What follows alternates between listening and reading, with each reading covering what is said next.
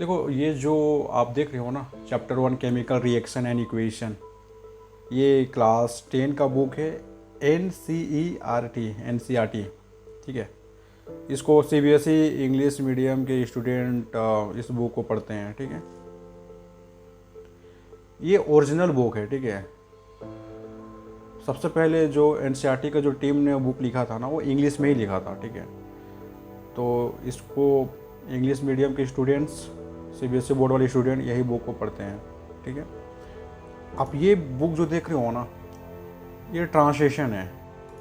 ये इस बुक का, इस जो देख रहे हो ना इंग्लिश, इसका ट्रांसलेशन, ये हिंदी, ये ट्रांसलेशन है, ठीक है। बाद में देखा कि यार गांव के बच्चे इंग्लिश समझने में काफ़ी दिक्कत का सामना करना पड़ रहा है, मतलब सुविधा नहीं है, अच्छे इंग्लिश टीचर नहीं है। तो इसके लिए क्या किया, NCERT वाली टीम ने हिंदी में इसका ट्रांसलेशन कर दिया, ताकि मतलब बच्चे समझ सकें, ठीक है, हिंदी मीडियम के बच्चे समझ सकें। उसी तरह से ये भी है क्लास 11 का साइंस केमिस्ट्री, इसका भी हिंदी वर्जन है केमिस्ट्री। अब प्रॉब्लम ये आता है ना कि भाई, जैसे कोई बच्चा हिंदी मीडियम का बच्चा या जिसको इंग्लिश समझ में नहीं आता है, 10th पास करता है, उसको इंग्लिश में ही पढ़ना पड़ता है, उसको इंग्लिश में ही एग्ज़ाम देना पड़ेगा, इंग्लिश में ही समझना पड़ेगा, इंग्लिश में ही क्वेश्चन आंसर लिखना पड़ेगा, सब कुछ इंग्लिश में ही नोट्स बनाना पड़ेगा, ठीक है। अब चूँकि हिंदी मीडियम के बच्चों को आदत होता है हिंदी में पढ़ पढ़ के, ठीक है, अचानक जैसे 10th पास करते हैं, इंग्लिश में ही उसको पढ़ना लिखना पड़ता है सब कुछ। ऐसा नहीं कि हिंदी में बुक नहीं है, हिंदी में भी बुक है, लेकिन आप कॉलेज में एडमिशन कराइएगा, कंपटीशन एग्ज़ाम लिखिएगा, या कोई कोचिंग जाइएगा या कोई इंस्टीट्यूट जाइएगा, वहाँ आपको हिंदी में नहीं समझाएंगे, ना ही हिंदी में पढ़ाएंगे, आपको इंग्लिश में ही पढ़ना पड़ेगा और आपको इंग्लिश बुक ही खरीदना पड़ेगा। हिंदी 10th के बाद हिंदी का कोई वैल्यू नहीं रह जाता है, ख़ासतौर पे अगर आप साइंस लेते हैं या कॉमर्स लेते हैं तो हिंदी मीडियम के स्टूडेंट्स को काफ़ी दिक्कत होता है भाई, क्योंकि आदत रहता है ना हिंदी में पढ़ पढ़ के, अचानक इंग्लिश आ जाता है तो भाई उसको लगता है भाई ये क्या हो गया, ठीक है। तो ये एक बहुत बड़ी प्रॉब्लम है। हालांकि जो इंग्लिश जो है ना, इसका भी ट्रांसलेशन ये है आपका, ठीक है। इसका भी जो क्लास 11 का जो केमिस्ट्री का बुक है, ये हिंदी ट्रांसलेशन हुआ, ये ओरिजिनल इंग्लिश बुक है। मतलब कोई भी बुक लिखा गया है ना NCERT का, तो ओरिजिनल किसको बोलेंगे हम लोग, जो इंग्लिश में जो लिखा गया है उसी को हम लोग ओरिजिनल बोलेंगे। इस बुक को CBSE वाले इंग्लिश मीडियम स्टूडेंट इसी बुक को पढ़ते हैं। लेकिन क्या है कि गांव में अच्छे टीचर नहीं होने की वजह से, इंग्लिश टीचर नहीं होने की वजह से क्या किया गया, उसको ट्रांसलेट कर दिया गया, ताकि गांव में के शिक्षकों को पढ़ाने में थोड़ी सुविधा हो, क्योंकि हमारा इन्वायरमेंट हिंदी का है ना, तो आसानी हो जाता है। आप इंग्लिश का इन्वायरमेंट बनाना पड़ता है, इसीलिए तो बहुत ज़्यादा फीस लेता है ना इंग्लिश मीडियम वाले, क्योंकि इन्वायरमेंट नहीं है यार, इन्वायरमेंट बनाना पड़ता है कृत्रिम रूप से। ये सीन है। तो ये 11th का हो गया केमिस्ट्री, ये आपका हिंदी हो गया, ये भी केमिस्ट्री। ये आपका 10 का हो गया, ये आपका ट्रांसलेशन हिंदी। सब NCERT बुक है, ये भी NCERT बुक है, ये भी NCERT बुक है, ये भी NCERT बुक है, ये भी NCERT बुक है। अब भाई प्रॉब्लम ये है कि देखो, चाहे इंग्लिश मीडियम का स्टूडेंट हो, चाहे हिंदी मीडियम का स्टूडेंट हो, भाई जब तक उसको हिंदी भाषा की तरह इंग्लिश नहीं समझ में आएगा, ये बुक नहीं पढ़ पाएगा। अब भाई science can be viewed as a continuing human effort. अब भाई मान लो उसको इंग्लिश समझ में नहीं आ रहा तो खाली रीडिंग खाली करेगा, रीडिंग करने से थोड़ी कुछ होता है, समझ में भी तो आना चाहिए ना। तो भाई ये बहुत बड़ी प्रॉब्लम है। मतलब जिसको इंग्लिश फ्लुएंट है, 100% इंग्लिश समझ रहा है, उसको तो कोई दिक्कत नहीं है, लेकिन जिसको इंग्लिश समझ में नहीं आ रहा है, चाहे इंग्लिश मीडियम का स्टूडेंट ही क्यों ना हो या हिंदी मीडियम का ही स्टूडेंट क्यों ना हो, बड़ा दिक्कत है भाई। वो तो आगे बढ़ ही नहीं पाएगा, वो तो इंग्लिश में ही फंस के रह जाएगा। तो इस प्रॉब्लम का समाधान जो है लोगों को चाहिए था, तो इसका समाधान भाई ये है। तो हम लोग बारी बारी से इस समाधान के बारे में चर्चा करेंगे। इस बुक का क्या क्वालिटीज़ है, क्या विशेषता है, क्या फीचर्स हैं, क्या खासियत है, सब कुछ जानेंगे। अब ये जो आप बुक देख रहे हैं, ठीक है, ये PDF मतलब क्या बोलते हैं, ये ई-बुक आप बोल सकते हैं PDF में, ये भी तो मतलब सब PDF में, ये भी PDF में है। यही फिर प्रिंट होकर हार्ड कॉपी बनता है, जो आप स्कूल में जो लेकर जाते हैं वही फिर हार्ड कॉपी बन जाता है। पेपर में जब उसको पढ़ते हैं तो उसको हार्ड कॉपी बोलते हैं, इसको PDF बोल सकते हो या ई-बुक बोल सकते हो।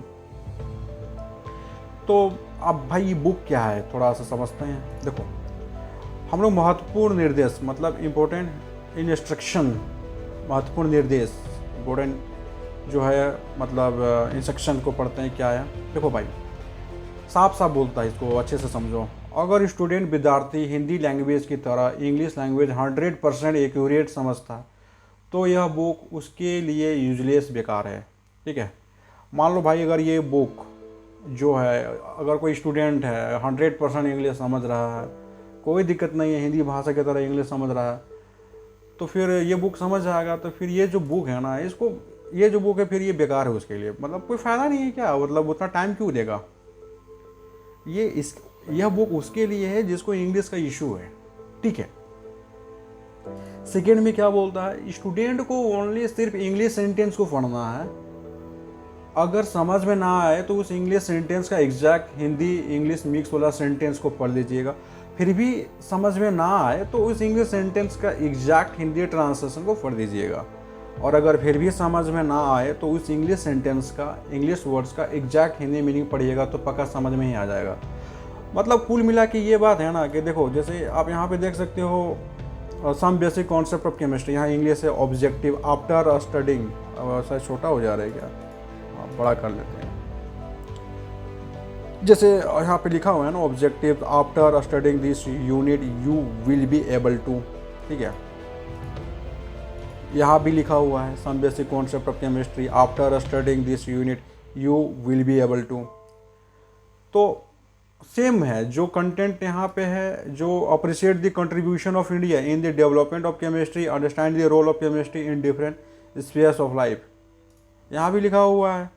ठीक है, will be able to appreciate the contribution of India in the development of chemistry and understand the role of chemistry in different spheres of life. अब देखो, जैसा कि हमने देखा कि आपको सिर्फ इंग्लिश पढ़ना है, इंग्लिश पढ़ा नहीं समझ में आया तो आप हिंदी पढ़ लीजिए, इस इकाई का अध्ययन करने के बाद आप सक्षम हो जाएंगे। आपने विल बी एबल पूरा पढ़ लिया, नहीं समझ में आया तो हिंदी पढ़ लीजिए, रसायन विज्ञान के विकास में भारत के योगदान की सराहना कर पाएंगे और जीवन के विभिन्न क्षेत्रों में रसायन विज्ञान का महत्व को समझ पाएंगे। तो एग्जैक्ट ट्रांसलेशन है। ठीक है, अगर फिर भी समझ में नहीं आया तो इस यूनिट का अध्ययन करने के बाद आप एबल हो जाएंगे। आजकल का स्टूडेंट क्या है, ना हिंदी समझ रहा है ना इंग्लिश समझ रहा है, उसके लिए फिर डाला हुआ है कि चलो भाई कम से कम दोनों लैंग्वेज समझ मिक्स करके देते हैं तो शायद पकड़ ले। फिर भी समझ में नहीं आया तो आफ्टर को क्या बोलते हैं, के बाद स्टडिंग को क्या बोलते हैं, अध्ययन करने, दिस को क्या बोलते हैं, इस यूनिट को क्या बोलते हैं, इकाई का, यू को क्या बोलते हैं, आप विल को क्या बोलते हैं, जाएंगे, बी को क्या बोलते हैं, हो, एबल टू को क्या बोलते हैं, सक्षम। मतलब कि आपको जो है ना, सबसे पहले क्या करना है, इंग्लिश सेंटेंस पढ़ना है। जैसे after studying this unit you will be able to, समझ में आ गया तो ठीक है, समझ में आ गया तो आप नीचे वाला इंग्लिश पढ़िए, अगर समझ में नहीं आया तो आप क्या कीजिए, हिंदी पढ़िए। इस इकाई का अध्ययन करने के बाद आप सक्षम हो जाएंगे, क्योंकि एग्जैक्ट ट्रांसलेशन है 100% एक्यूरेसी के साथ। आप हिंदी पढ़ने के बाद भी अगर समझ में नहीं आया तो आप क्या कीजिए, इस यूनिट का अध्ययन करने के बाद आप एबल हो जाएंगे, हिंदी इंग्लिश मिक्स वाला पढ़ लीजिए। फिर भी समझ में नहीं आया तो क्या कीजिए, आफ्टर को क्या बोलते हैं हिंदी में, के बाद स्टडिंग को क्या बोलते हैं, अध्ययन करने, दिस को क्या बोलते हैं, इस यूनिट को क्या बोलते हैं, इकाई का, यू को क्या बोलते हैं, आप विल को क्या बोलते हैं, जाएंगे, बी को क्या बोलते हैं, हो, एबल टू क्या बोलते हैं, सक्षम। तो इतना करने के बाद मोटा मोटी आपको समझ में आ जाएगा। इसी तरह से पूरा बुक जो ये आप देख रहे हैं, पूरा बुक इसी तरह से डिज़ाइन किया हुआ है, सबका इसी तरह से ब्रेकडाउन किया हुआ है, आप देख सकते हैं पूरा सबका। अब बात आती है भाई कि जब ऑलरेडी इसका जो ट्रांसलेशन एनसीईआरटी का हिंदी ऑलरेडी है अवेलेबल मार्केट में है, तो हम आपका वाला क्यों पढ़ें, ऐसा क्या खासियत है भाई। तो भाई देखो यहाँ पे साफ साफ लिखा हुआ है, मेरे किताब के एग्जैक्ट हिंदी ट्रांसलेशन और इंग्लिश वर्ड्स का एग्जैक्ट हिंदी मीनिंग का तुलना आप Gemini, Grok 3, DeepSeek dictionary, Google Translate, Google artificial intelligence, NCERT book, ये इसका बात हो रहा भाई, ये एनसीईआरटी हिंदी जो है ना इसका। ठीक है,